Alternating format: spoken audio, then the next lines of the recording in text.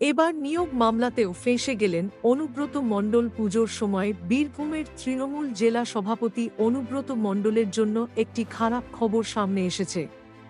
শিক্ষক নিয়োগ দুর্নীতিতে তাঁর ঘনিষ্ঠ সহযোগী মলয় পিটের নাম জড়ানোর পর এবার অনুব্রত সমস্যা নিয়ে পড়েছেন।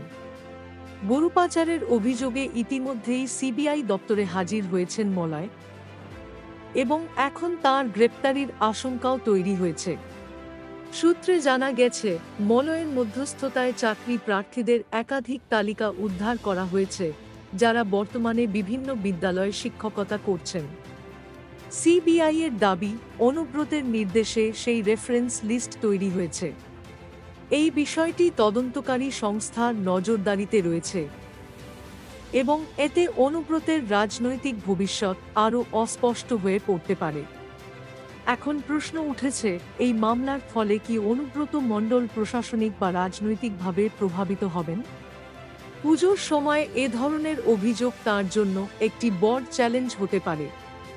রাজনৈতিক মহলে এই পরিস্থিতির কী প্রভাব পড়বে তা দেখার বিষয়। শিক্ষক নিয়োগের এই দুর্নীতি ঘটনার জেরে রাজ্য সরকারের বিরুদ্ধে জনমত কি দাঁড়ায় তাও গুরুত্বপূর্ণ। অনুব্রতের উপর আনা এই অভিযোগগুলি তাঁকে রাজনৈতিক অঙ্গনে আরও সংকটের মধ্যে ফেলতে পারে।